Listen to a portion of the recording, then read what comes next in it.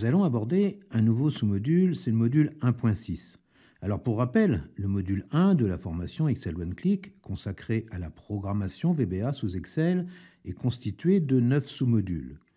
Ce module 1 débutant et ses sous-modules ont été spécialement développés pour les étudiants et stagiaires qui n'ont pas forcément d'expérience de programmation orientée objet.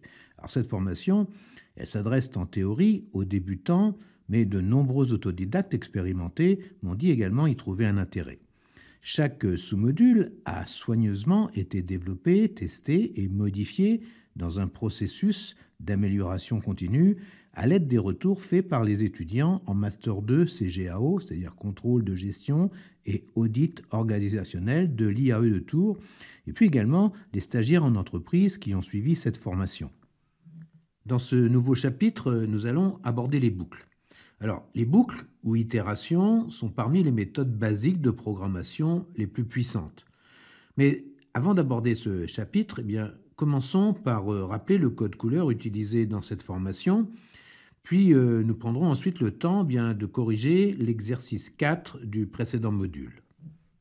Alors, faisons un petit rappel sur le code couleur utilisé dans cette formation. Donc en bleu, vous aurez tous les mots qui appartiennent au langage VBA. En violet ou magenta, tous les noms d'objets, toutes les variables locales et variables publiques, les arguments de procédure et de fonctions. En orange, vous aurez tous les noms des procédures et les noms de fonctions. En vert, précédé d'une apostrophe, tous les commentaires insérés dans les procédures et fonctions. Et puis en noir sur fond blanc ou blanc sur fond noir, le code utilisateur, les énoncés, descriptions et explications.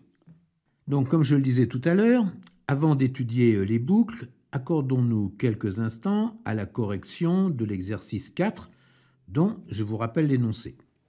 Donc dans le module exercice, vous modifierez la procédure exercice 01 en ajoutant un nom de champ prix standard dans la colonne I.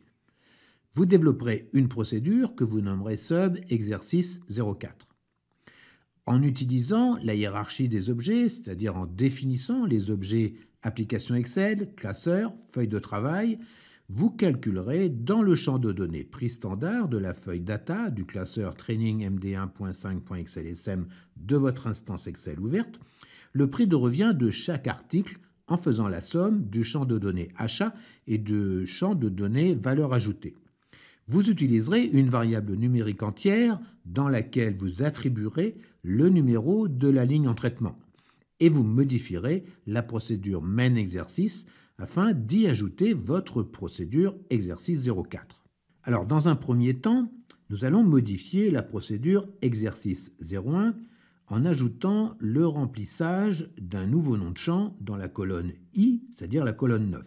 Et on pourra écrire wsdata.cells 4,9 égale prix standard.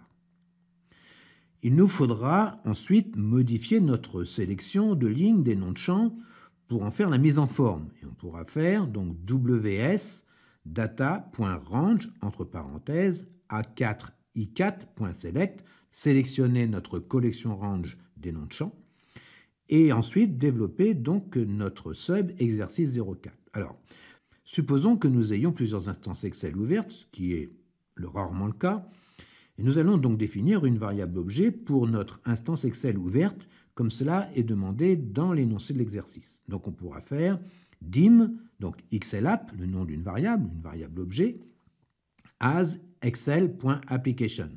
Donc on attribuera donc l'application Excel à notre variable objet xlapp.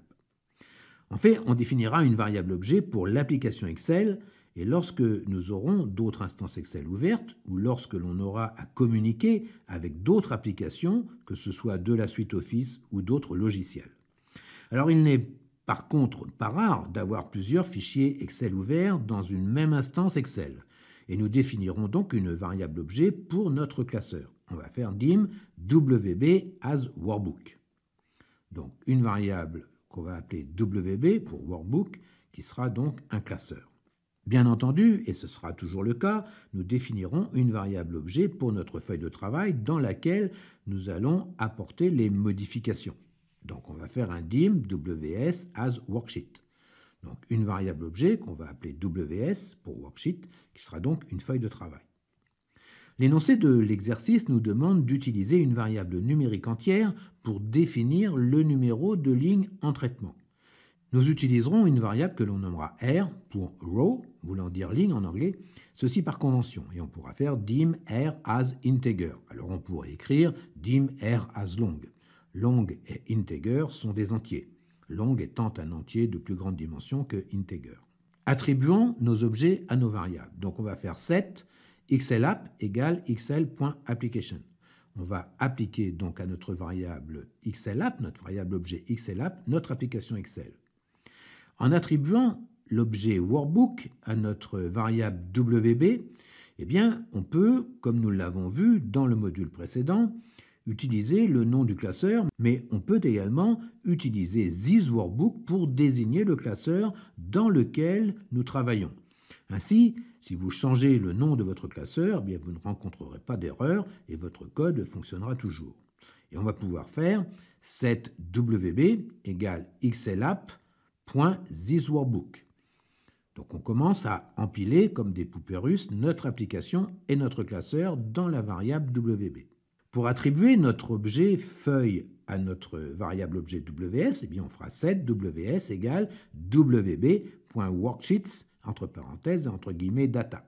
Donc on continue d'empiler nos poupées russes avec l'application Excel, le classeur et maintenant la feuille data.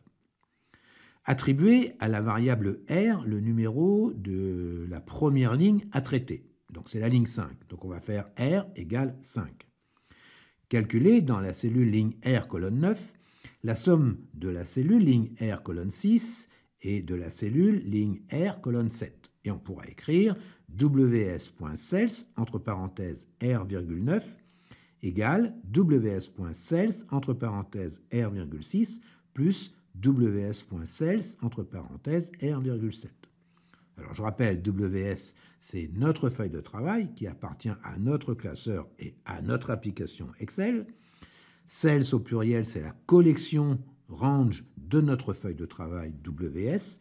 R, c'est le numéro de la ligne et 9, c'est le numéro de la colonne. Ensuite, on ajoutera 1 à la variable R. On va faire R égale R plus 1. Et on fera un copier-coller du calcul précédent, c'est-à-dire ws.cells entre parenthèses R,9 égale ws.cells entre parenthèses R,6 plus ws.cells R,7. Et puis on refera un R égale R plus 1 et ainsi de suite jusqu'à temps d'arriver à la ligne 15. Alors on n'oubliera pas de libérer la mémoire des objets que nous avons utilisés en faisant set xlapp égale nothing, set wb égale nothing et set ws égale nothing. Nous avons utilisé des variables objets pour des objets hérités. La variable ws étant notre feuille de travail, héritée de la variable objet wb étant notre classeur, qui elle-même est héritée de la variable xlapp, la variable objet xlapp, qui est notre application Excel. Alors c'est un peu comme des poupées russes, ce que je dis depuis le début, que l'on empile les unes dans les autres.